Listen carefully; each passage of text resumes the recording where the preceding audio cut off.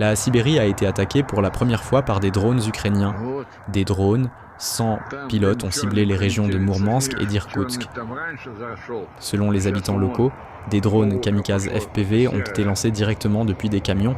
Cette opération, baptisée Toile d'araignée, a été minutieusement préparée pendant 1 an et demi et supervisée personnellement par le président Volodymyr Zelensky et le chef du SBU, Vassil Malyouk.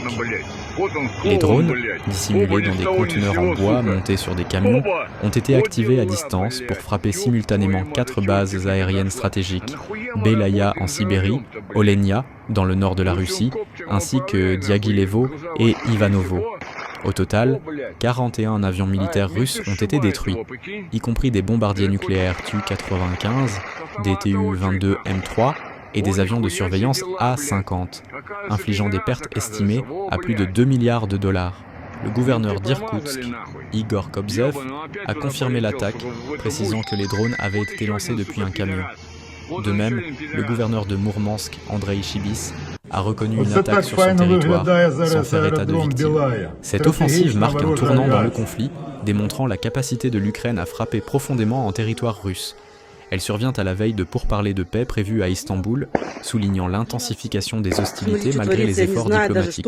Les images diffusées montrent des colonnes de fumée s'élevant des bases attaquées, symbolisant la vulnérabilité des infrastructures militaires russes face à des tactiques innovantes et audacieuses.